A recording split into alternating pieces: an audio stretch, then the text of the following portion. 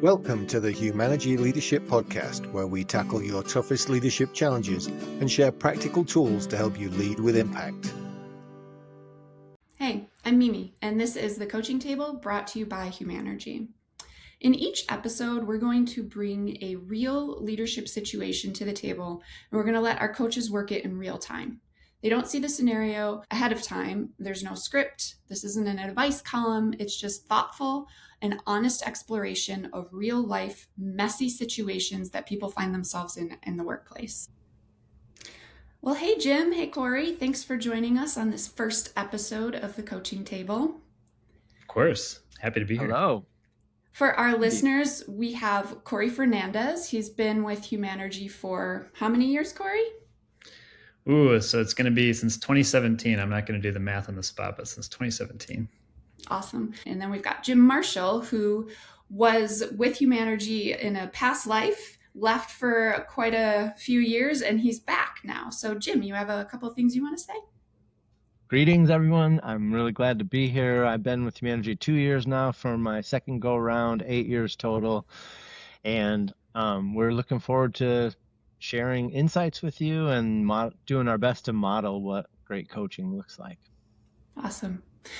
So I'm going to read a scenario. It's a real life scenario, and it's been scrubbed for anonymity, confidentiality. And then I'm going to hand it over to you two to do what you do best, which is dig into coaching. So questions, thoughts before we dive in? If I'm looking down, it's because I'm taking a couple of notes. Great. My only thought is, this is, every day you show up to try to be in a spot to coach and be supportive in this way. It's hard work. And so I'm excited with the challenge here, Mimi. We don't know what's happening right now, what you're going to throw our way. And I think the greatest work of a coach is just to be present and curious and thoughtful. And so I think that's where Jim and I are at right now as we approach this journey with you. All right, guys. Well, with that, I'm going to give you the scenario. I'm about to step into my first role as a CEO. The organization I'm inheriting is disorganized, unstable, and coming off a period of leadership disruption. Morale is low, trust is thin, and from the executive team down, there's a lot of resistance to change. I was hired by the board, and I have the authority to appoint my own leadership team. But I'll be walking into a workforce that didn't choose me and isn't particularly happy with what comes next. What makes this more complicated is that I'm not an outsider in the traditional sense. I've worked in the broader system for years. I know the people, the politics, and the history. I've built credibility over time by taking hard roles that others have avoided and by proving myself through the results. At the same time, I haven't been part of this specific organization, and right now it's clear that something is off. On paper, things don't line up with how the organization actually operates. There are signs of serious breakdowns in accountability, and I believe deep financial and operational review is necessary. The staff is frustrated, the organization is isolated from the community it serves, people don't trust leadership, and many are bracing for more disruption. I'm trying to think carefully about my first 100 days. How do you walk into a situation like this without reinforcing fear or hostility? And how do you establish authority and direction while rebuilding trust? And then how do you find resolve when you know tough discoveries and hard decisions are likely ahead?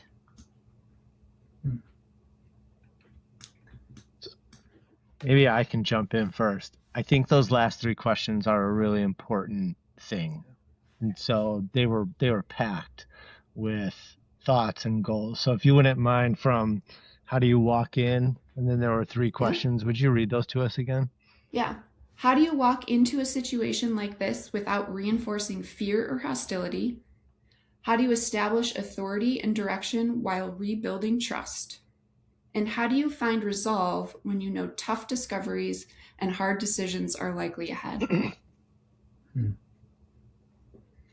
Yeah, when I started to process those and hear those on the end of, just an accounting of all the things that are going through this leader's head right now, I couldn't help but have an appreciation for where this leader feels like they want to go, almost like a with all the noise in their world, they have some goals for their leadership, right? That they don't want to reinforce this fear and hostility, that they very much want to build trust while also having the ability to provide direction. And then, thinking about even that third component as well, there was a lot of, I think, focus for what they want to make sure they're capable of and doing well in these next transitionary weeks and months. And I was really excited about hearing that from this leader. I think where my mind goes initially is to start to work toward the goal. And my mind even thinks of the word aspirations. I think that's a really comfortable word for people to approach. So to start to think like, I'm talking to this CEO or incoming CEO, let's talk about your aspirations for the organization. And if things go really well in whatever that time frame is, a year or 2 years, and maybe it's turned around, really wonderful performance and things are just going smashing. Let's talk a little bit about what it looks like. Yeah, I think, I think where I start to even go with this too, Jim, is, this is a person that is recognizing that this is their first time stepping into the CEO seat. So I'm, trying to understand how this feels for them, right? If they feel like an imposter taking on this role, or if they are going to be able to recognize the leadership that brought them here in the first place, and find some confidence, right? That while this might be their first time stepping into this role amidst a path forward that seems challenging and hard, still help them periodically in our time together remember what they're capable of, remember, the successes they've had along the way, the relationships they've built along the way, so that they have a foundation, that they're not starting from zero. Yeah. The couple keys that I picked up on in the intro were, I think at some point he said, or she said, I'm proven. I've been proven and I've delivered results. I've worked within this system or just outside the system or something along those lines. And then one of the questions was about how and when to use authority. So I was appreciating that it sounds like this person recognizes I'm not always going to ask for permission to make the decision that needs making, or even the idea of, I have permission to clean house and bring in my own leadership team. So sound like, to build on what you're saying, I think, yes, there's a confidence thing here. Can I really do this? I'm first time being a CEO. It sounds to me like there's some infrastructure in their thinking around, I want to be a leader who dances between, gathering input and then setting a direction or making a decision or those kinds of things. So I think those would be interesting areas to explore. Yeah, absolutely. Because I always think, like, we all are doing our own fact gathering, our own, our own discovery along the way, even before taking on a role like this. The idea that they have an assessment of what's going on, and it would be really helpful just to understand, how they've kind of arrived at this assessment. How they believe this fear, right, is a part of the current state, that this hostility could be a part of the path going forward. It'd just be interesting to understand how they came to those conclusions, right? Because you think sometimes, we all operate with limited information. And so to be supportively understanding how they arrived at those conclusions, but then also to help them perhaps see where, or even pressure test a little bit with some questions with this leader, why some of that hostility or fear might not be the case. Right? Because it's like, I think it's, useful in these situations to just try to keep our perspectives more broad and not so narrowly focused on what we believe to be true based on our own fact finding, our own discovery, because that is a limited scope of information. So as a coach, how am I helping them at least honor space for a reality that might look a little different than how they might currently see it right now. Yeah. I can't remember how this came to be, but Lance, another colleague of ours, and I, we used to, on this project, we developed this little mantra: we never know. And it just means like you see through somebody's eyes, you're sitting down with them, you feel like you understand, and you have to always remind yourself, you never know. You never have the full picture. You never have all the That's information. So I think for Lance it still happens, but I will regularly think we never know. We never know. That's right. I always like around that piece too. I always like the idea that, if I were in the CEO seat, right, you wouldn't be doing what you're doing if you could see what I'm seeing. And then on the flip side, if I'm a manager or a frontline employee, you wouldn't be asking me to do what you're asking me to do if you could see what I'm seeing. And right. So we just don't know, right, until we start the journey of being curious and at least holding space for a little bit broader perspective than our own. Yeah. I heard the intro, the person says, I know the people and I know the politics. So to build on what you're, Corey, I hear you saying, partly as a coach, I want to remind myself I never know, and keep probing and keep asking and keep broadening the perspective, searching for information that'll either confirm or disconfirm my assumptions.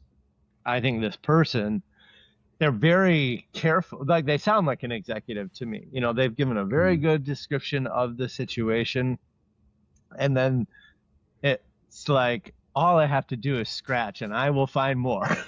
Like this, because the surface is laid out very well, but I know the people and I know the politics. And that says to me, that's juicy. I could ask a lot of questions there. Like, what politics are we talking about? And which people, if I were really going at it, I'd say, hey, who are the people you think you really want on your team and who are the ones you don't? And this is behind a closed door. It's probably useful to just get it out there, and not because I think that's the final answer or the right conclusion to go with. Like Corey, like I think that those two can go together. Let's just get your hunches and your assumptions out on the table, and then we can question and explore. Yeah.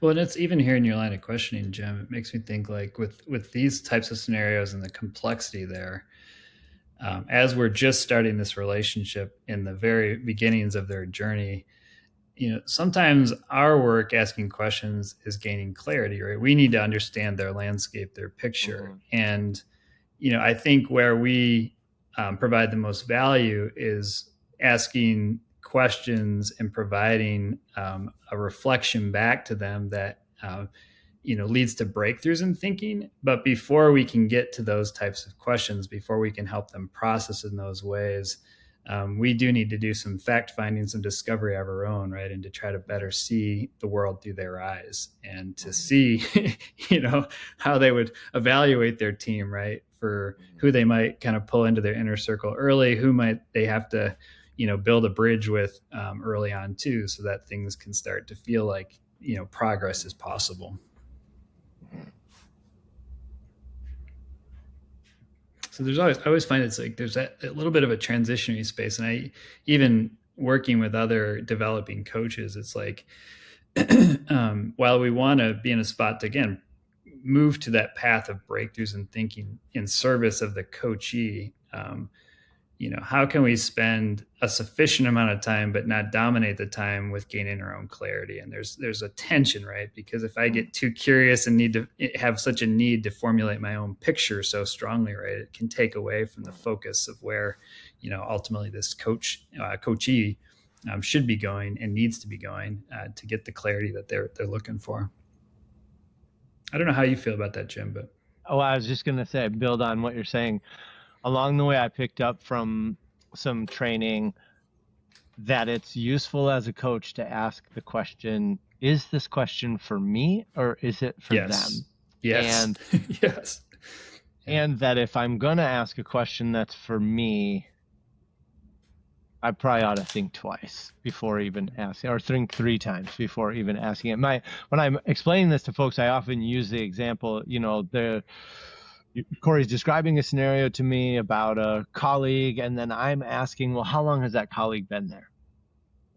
Corey already knows how long the colleague has been there. He doesn't need to share that with me in order to be moving forward towards whatever he needs to move forward towards, clarity of thinking, a next step, whatever it is.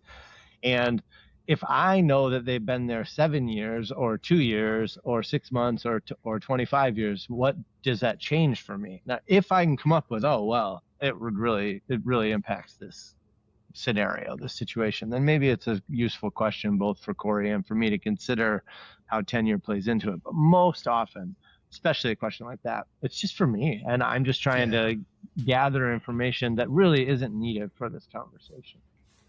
That's right. Jim, as you were talking, I wrote down what kind of questions would you avoid, and you just gave us a really great example. I'm wondering if either of you could potentially give us a couple of questions to avoid for this kind of scenario, just so that our listeners might have a better sense of like what is a powerful coaching question and what isn't. There's a slide, and I think, Corey, you might have been the originator of it, but it's like question no-nos, and it's all these 2-word beginnings, like 2 words, ... like have you, can you, would you, will you?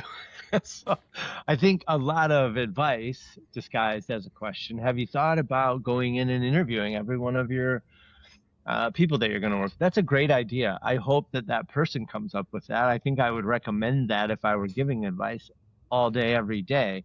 And I don't know that asking them, have you thought about interviews, is the best question.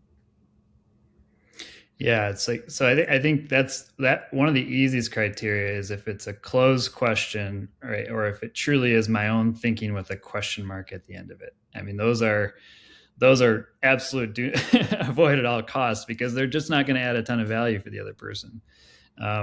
At that point, like if I'm providing my own advice with a question mark at the end of it, now it's a sales job, because they're hearing, you can see people processing your thinking, and then they're trying to evaluate the quality of your idea. And that's not where we want to land in this coaching relationship. And so I think, continuing to dig and find questions that do start with what's and how's and so on are so important. But going back to where Jim was at, like we have to be really aware to not be asking what and how questions that serve our needs, because and we can tell as coaches when we do this and we're aware, when we ask those types of questions that are about what we need to know, what we want clarity on, the coachee often is very quick to respond because they already have that information in their head. And we're just extracting a biography in some ways, right? But when we ask a powerful question that they might not have been able to consider before or had the time in their day to go down before, what happens is when you ask that open-ended question that is about them and helping them achieve something different, they pause and you might see them go within, right? So I'm always looking for those types of indicators, and it's almost like a scoreboard's in my head a little bit to some degree, is like how often am I helping them be thoughtful, withdraw within, really get into their own thinking, appreciate the silence that they're getting for once in their life because they're so busy charging ahead, to really investigate something useful to them in their own mind that they haven't considered before. And that to me is like a hallmark of our work. If we can get there more and more and more with a sequence of questions, all of a sudden now you start to really hear some wisdom, right? Some unlocking that we wouldn't have heard otherwise. Yeah. I love it when someone says, that's a good question. You can see them kind of look up a little or like go into their own mind space. Then I think like in my own head, I go, be quiet, be quiet, be quiet, be quiet. Don't say anything more. Just like, there's something sacred going on. Like you drop the thing in there, let them go after it and just stay and wait and be patient and be silent and then take what comes next and run with it. I think another validating piece is if a coach, you might say, damn, Jim, like these are great questions. I don't know how to answer this, right? Like that's probably an indicator that you're helping them advance and lead to some channels of thinking that they just haven't been able to explore before, an extra gear that they haven't been able to get into before. I had a client, this is years ago now, who there'd come a point in this 90 minutes of conversation and he'd say, "Oh, damn, you just earned your money." Yeah, that's right. That's I got to the point where I felt like, what if he doesn't say that this time? That's great. But he would say, "Oh, damn, that's a good one." Like that was like all the marbles right there. That's right. That's right. And the piece too that for whatever reason, like as human beings, we are uncomfortable with silence. And in our work, Jim, I think we've learned early on that there's so much value in creating space, creating silence after you ask a great question. I think the other piece too for a coach, and as we continue to do this work well, continue to remind ourselves it's okay to have some pause to collect ourselves so that we can ask a really useful question. Because if we don't collect ourselves and we don't give ourselves a little think time and some silence to do that work, we could ask a question that could lead to 5 minutes of conversation that doesn't add any value. So why wouldn't we spend 7 seconds, 10 seconds, 15 seconds even, as awkward as it might be, to collect ourselves with the question that really is unlocking and supportive of this coachee in the work they're trying to do, to then lead down that many more minutes of creating something special for them, for them to actually create something special for themselves. The only thing we're creating is the space oftentimes and helping them step into it. So Jim, maybe since we're in this cool kind of spot of just considering this kind of important and precious world of asking really effective, powerful questions, let's try to figure out where we might go, what types of questions we might start to support our coachee with here, just given the world they're inheriting and what they're trying to accomplish with, minimizing fear and hostility, building trust while also making progress and setting direction. I don't have anything in my head yet, but I'm excited to see where this goes. Well, I think you're kind of nailing it. The way I'm thinking is what people say, there's a million things they could say, and what they do say tells you something about where they are. So this question around walk-in without reinforcing fear and hostility, even just tell me more about fear and hostility. How could walking in create that? And I don't know what would come next. And I think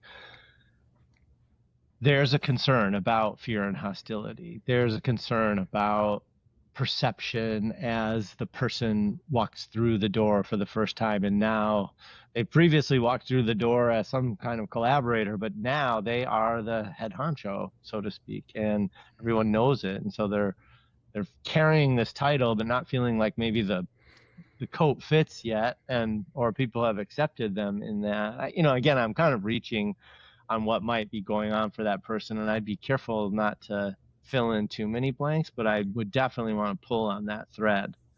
Tell me more about walking in. Tell me more about fear and hostility. How are those things how do you imagine them playing out? How do you want them to play out? Yeah. Yeah, because it's interesting because it sounds like you're getting a lot of value out of going back to those words, trust building, direction, fear, hostility. Those caught my attention right away too. And I start to, in my mind, see potential metrics, right? Low fear or high fear in some ways, right? And, helping them even start to consider after 2 weeks, what do you want to see in terms of fear, hostility? Start to even help them evaluate what types of future they want to see going forward in terms of trust building, direction, speed, and calling out some of those metrics even to get them to articulate, the world that they want to move toward. Because if they can articulate that, we can start to really frame up that picture for them and help them start to see some of the important steps and sequencing they want to take to lead to that reality. Mm-hmm. Yeah, absolutely. I was also thinking, like, I think one of the things that is really powerful about our work is just our framing of things too. And oftentimes, like, and I guess what I mean by that is when we say, and when we help people process the fact that trust is a result, fear is a result, hostility is a result, right? Those are downstream things that are what they are because things upstream happened to create those things, right? So it's almost like, helping people see the cause and effect, helping people see the upstream and downstream connections. And so I think that's another piece that kind of stands out here, is to really help this leader be conscious that, again, these are results, these are metrics at the end of the day. And if we want those metrics to change, we have to be conscious of what are we doing upstream to influence, those metrics, those results that we're trying to either see go down or, in case of trust, to go up. This is kind of coming from a different direction, but as I'm kind of looking at notes and just thinking, I'm remembering that sometimes it's useful to ask a person to get into somebody else's shoes. So like in the fear and hostility, if you were working in this environment and you'd been a part of the activities that led to downstream, whatever it is, fear, hostility, instability, and someone walked in who had good intentions to lead this organization that presumably you care about and want to be there, what would you want to hear? What would put your concerns at ease? What would fill you with hope, or if not confidence, then at least a little like, well, maybe, like that inkling toward things might be taking a turn for the better right now. Yeah, that's right. Even the idea of comparing and contrasting, right? If this was a manufacturing setting with multiple divisions, and maybe some were high performing, some were lower performing. Either way, there was this hint with this new CEO that nothing was untouchable, right? And it's like, and if this CEO is going to be making some visits to these different, environments, these different locations and sites and so on, you could imagine the fear, the sheer sense of boots on the ground with the CEO would start to present some fear, some potential challenges for folks, right? Just with that type of uncertainty, the ambiguity in the air. And so helping that person kind of compare and contrast, like how might you behave or act that would create fear? How might you behave or act that would create, a sense of calm, a sense of steadiness, a sense of relationship building and listening, right? What would that look like for you in those, days that you're visiting these divisions, these sites that you want to make sure you have eyes on before you start making decisions? Yeah. Yeah. And even as you say that, I'm thinking of my own experiences around trying to create calm. But that's where the temptation to start to say, I think I would say a value and a best practice around organizations is once you start saying a message, you need to repeat it, especially the bigger and more complex and more shifts or more sites or whatever creates kind of complexity. And I don't know that person needs to know that or hear that or doesn't already know it themselves and isn't already going to practice it. So I would tend to be really careful. But I think as a coach, I can't help but be thinking about, because I want to be helpful, what would I do if I were in this situation, or how have I faced similar situations and what did I learn? But those are tricky waters. Yeah. No doubt.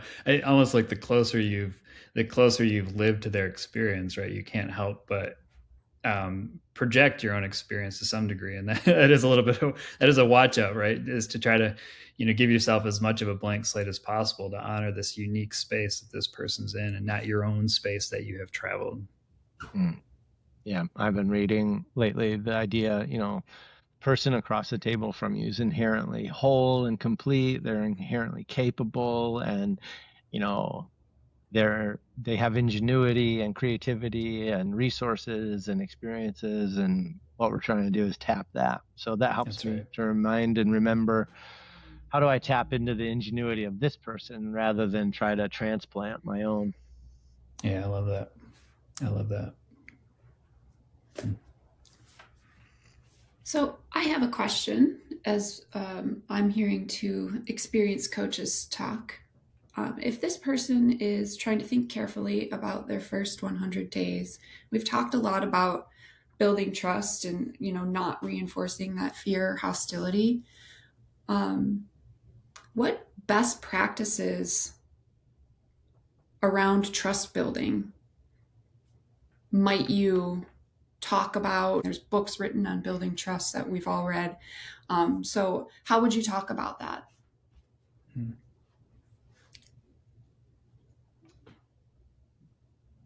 I'll just jump off and prime the pump, and Corey, you can build on. Sure. I like some of the 30, 60, 90-day material that we've created over the years at Humanergy. And if there's one word that defines each of those three periods, the first 30 days is to understand. The next 30 days, 30 to 60 is to align, and 60 to 90 is to impact. My own experience tells me that's kind of aggressive, depending on how big the impact you want is. Like, I think you can make a difference for sure. I don't think you want to try to turn an organization around in 90 days. That would be pretty darn, that'd be forceful for sure. But I think the words help me, and they have helped clients to be thinking that there's a great line in the material around big ears, little mouth.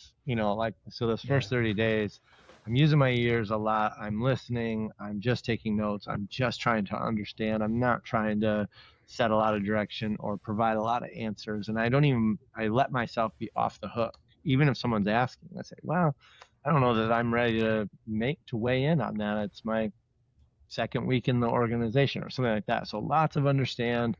Align looks like when everyone agrees that process X is broken, or that we need to do this, and it's a clear, obvious win. Like, there's no one who's going to say, what are you doing? I remember I was at a manufacturing organization and safety practices were lax. And I said, look, I'm my first month or something, but this is clear. If you're mad at me because I want you to be safe, then go ahead and be mad.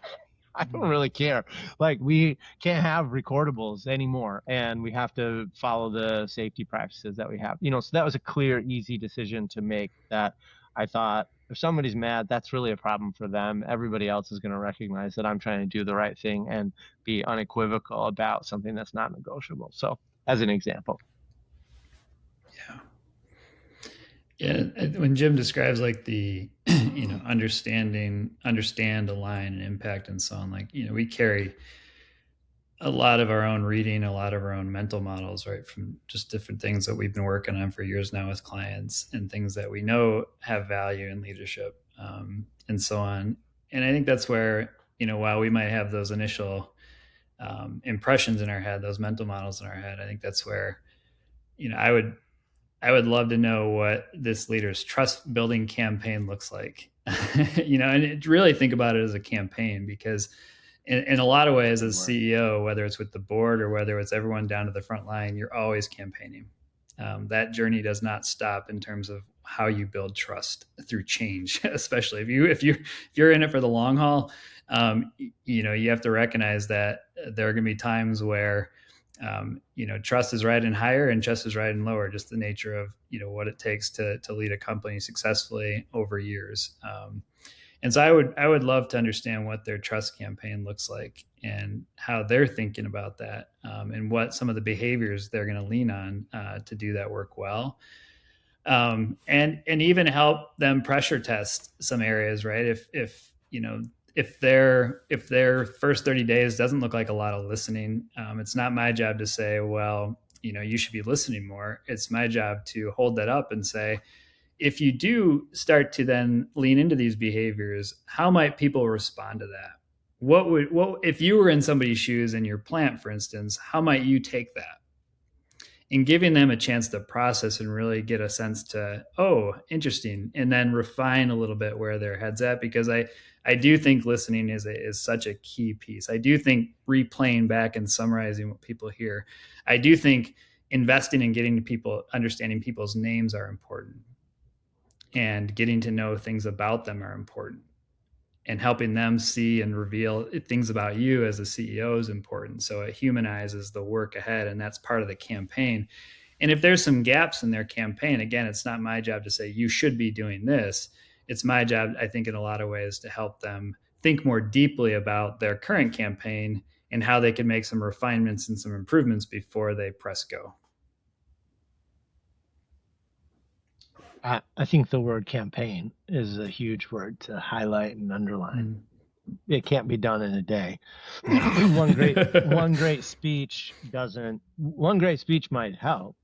Yeah. And, we all know that one great speech followed by a decision that looks to contradict the words in the speech means we're probably further back than where we started even. And so I think campaign that, and I even think, there's a egoless humility to anticipating contradictions or hypocrisy, if you will. If I do or say something that seems like it contradicts this, I want you to know that my full intention is to live according to this direction or these values, and to try to be clear and consistent. And if I'm not, I would have really appreciated if you'd say something. I recognize that takes some courage, but I want to say before we ever get into that situation that I'm open to that, and that's the kind of person I want to be, and that's the kind of organization I want us to be.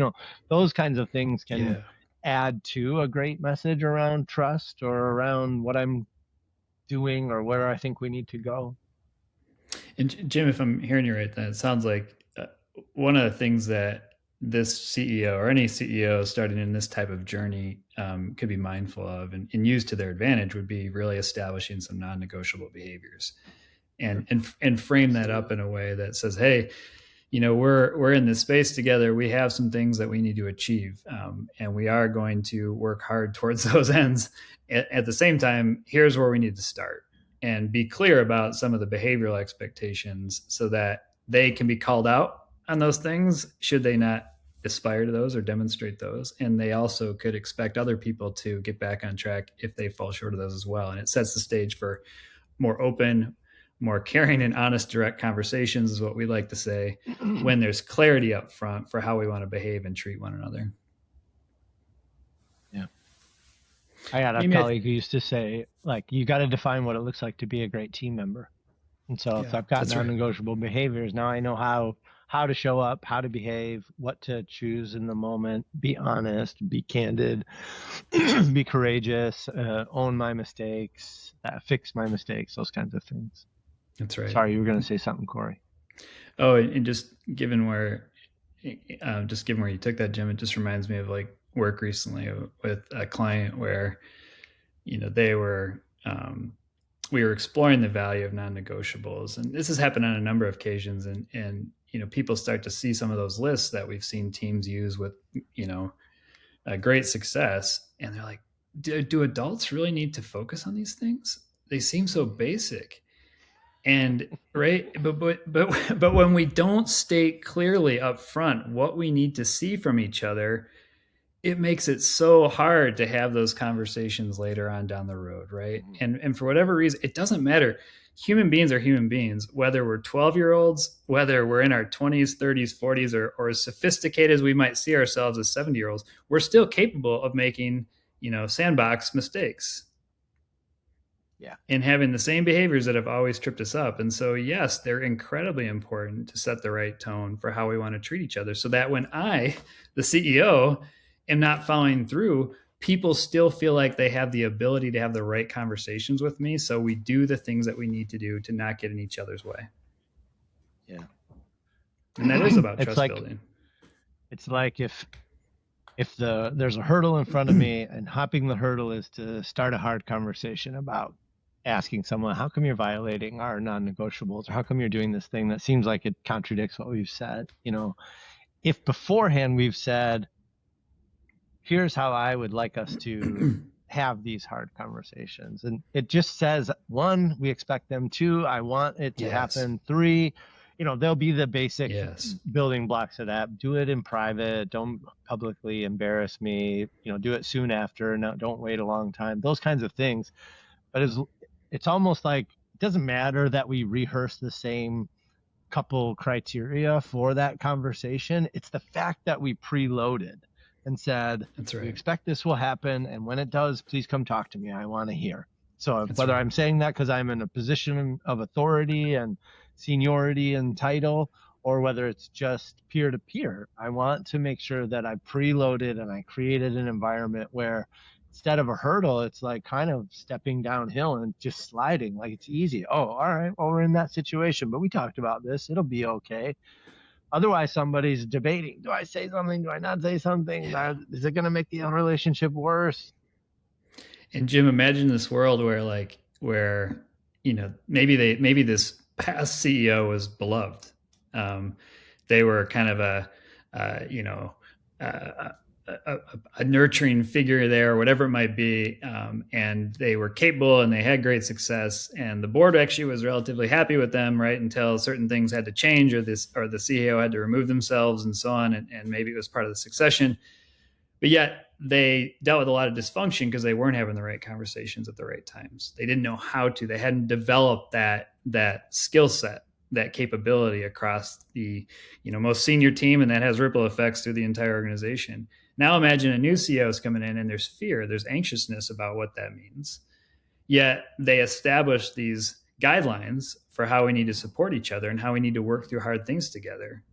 I mean, there is something about a relief that while this person's unknown and a wild card to me, at least I'm getting permission to work alongside them when things are uncomfortable. And I have the ability now to see how we can engage in that work well. That's an incredible relief and gift, right? Yeah, incredible relief and gift to set the stage for that hard relationship or those harder types of work that's yet to come.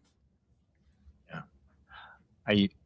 Early days of my career, I was working with college students, and we started to say this phrase: on the other side of well-resolved conflict is a stronger relationship. And I couldn't help but think of that, Corey, as you were talking, that if I'm thinking about a campaign of trust building, it's if we have a few harder heart-to-hearts or a few of those, this doesn't make sense to me and I don't like it, or I'm uncomfortable or whatever, that when we do those and we get through them and we handle them well and we find a new ground rule or non-negotiable, that I actually feel a lot safer. I feel a lot more comfortable. I feel a lot more able to trust that person and hope that things will be okay as we keep moving forward.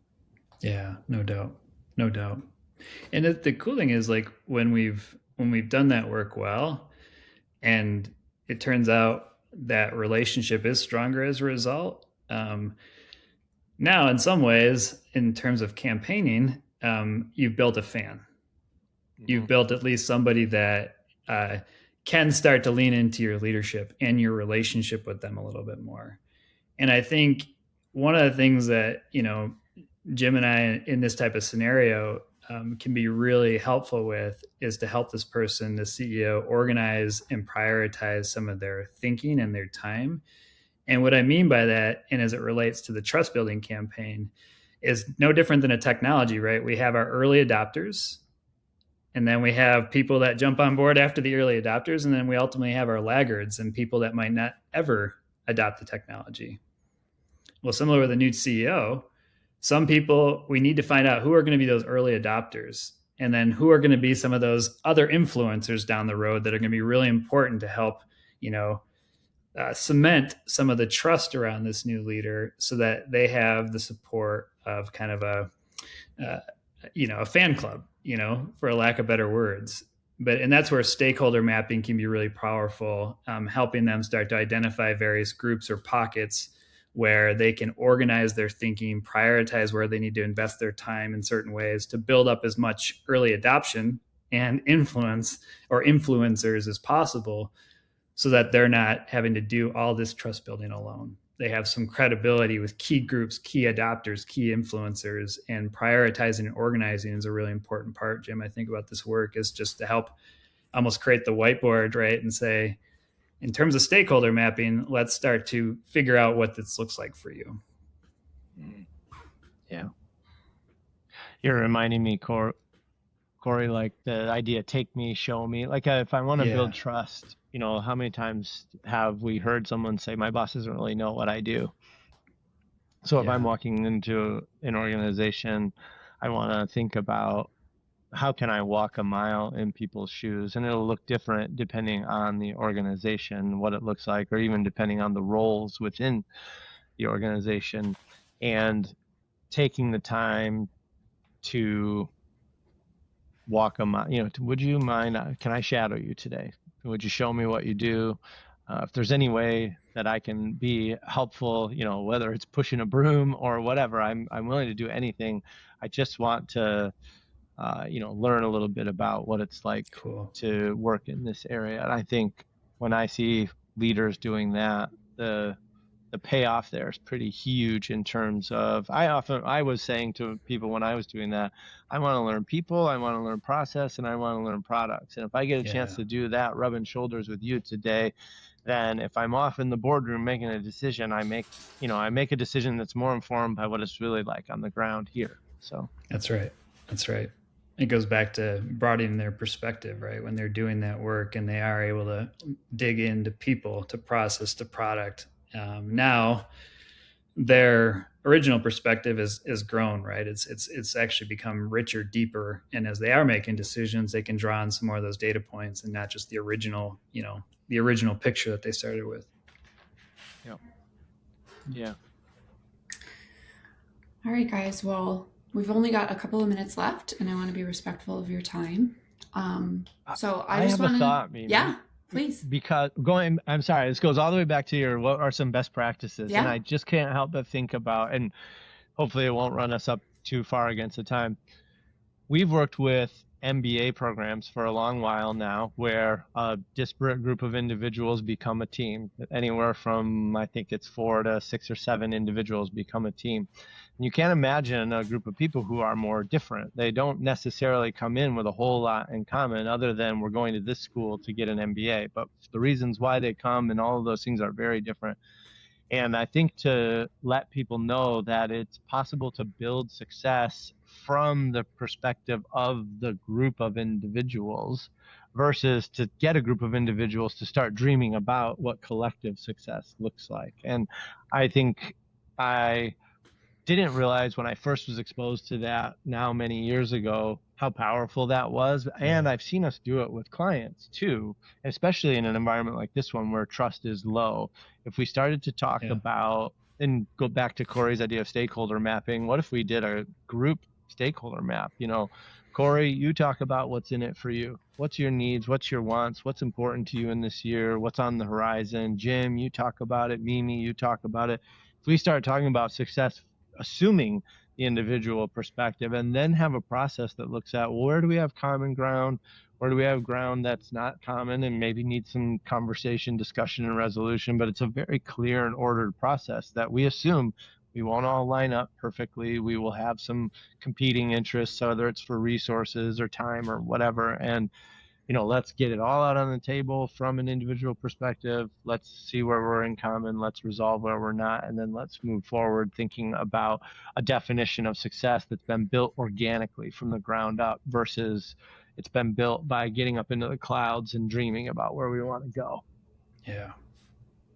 Which even that process is like organic as it can be, by involving the right people early on, I think can be a little counter to a board, and because they might want to see their person, right, step in and set the tone and set the direction in some ways, right? And I think there's something to be said about the pressure that especially a CEO feels when the board has expectations, or each board member has some expectations for what their leadership needs to look like in the first 30, 60, 90 days. But perhaps the counter steps that they might want to take that could be more productive in the long haul. And it might not match the picture of how a board member might want them to behave in those early days with their team and so on. Hopefully they have a board that's supportive and is going to create the space for them to do the work that's necessary to gain credibility and trust and reduce hostility and fear, right? Yeah. And the CEO doesn't feel beholden to, have to live into a picture of leadership that just isn't the style that they're looking for or the necessary step they need to take. Yeah. And feels like Mimi, with the board. Oh, go ahead. I was just going to say with Mimi and Jim, one thing that it also reminds me, Jim, with that collective kind of mapping and so on, another part of this too that could be a really helpful step for a leader like this stepping into this environment is a new leader assimilation, right? We've seen leaders have great success having a facilitated process where they assimilate rather quickly with their team. And the high level journey that this person steps into is they would have an independent facilitator, like their Humanergy coach and so on, that ultimately, provides an environment for the team to ask questions anonymously in advance. So then the leader gets a chance to digest those questions, and they can be anything to help the team get to know who that person is on a more personal level. But they also can be some of the hard questions about things that they're fearful of, things that are giving them angst, things that they might not feel comfortable yet to ask that person directly. And so those questions are aggregated, and then the CEO has time to prep. And then they do come together jointly in a shared space. Hopefully it's face-to-face in a room where then the CEO has had a chance now to then walk through those questions and create a dialogue with their team and start to really engage them on the different things that are on their mind. And what a difference maker that can be early on to really create the type of connectivity, the transparency, the initial trust building, at least with that smaller team, that can really create great gains down the road. Because we like to say leaders lead themselves before they go off and start leading any one individual or group or organization or team. And so, what I'm hearing you say, Corey, if the leader does that assimilation process, they can really get at some of those insecurities or some of those nagging things that are in their own mind. And I think that would be as difficult of a thing to navigate as the board. I almost feel like I'd rather deal with a board. I'd say to that board, look, you are putting pressure on me to deliver results, but if I fire all this C-suite, you set this organization back years in executive search processes and trying to get the right people on board and get them up to speed. And there's no guarantee that all of them work out, no guarantee that they become a great team. Like, that's a long, arduous process. To whatever degree we can build from what we already have, just give me a minute. Yeah. But if I go in, and I have gone in, needing to prove that I've got something to offer here, I'm really caring leader, and I really want us to get going, and all with the best intent, and I still, like, my needs and my ego got in the way a little bit. So I'd almost be thinking to that leader, be more careful. You can tell your board, hey, give me a minute here, and they probably will accept giving a minute. You got to talk to yourself too. That's right. Yeah, totally. Totally. Exactly. Help yourself operate a little bit more calmer and steadier, right? And not feel that pressure, right, from our amygdala that's pushing us to perform right out of the blocks. Yep. All right, guys. Well, I'm just going to do a quick recap. We've touched on a lot of things, non-negotiables, trust campaigns, stakeholder mapping, walking in other people's shoes, making sure we're gathering all the information, taking into consideration pressure that a CEO might feel from a board in addition to the situation that they're walking into. So obviously this person has a lot to navigate, and it sounds like they could use a coach. We'd be happy to help. Yeah, how about that? So I really appreciate both of your insights and your time today. For anyone listening, we do have an option on our website on the podcast page. There's a button. If you have a scenario you want us to talk about, please give us a submit. Yeah. We'll make sure to handle it with care. And Corey, Jim, thank you both so much for being here. Thank you. This is a blast. Pleasure. Jim, appreciate it. It's wonderful learning from you. And Mimi, thanks for opening up the opportunity for us to explore this together. Yeah. Absolutely. Ditto. Thank you, guys. That was the Humanergy Leadership Podcast. Make sure you like and subscribe and visit humanergy.com for many more resources.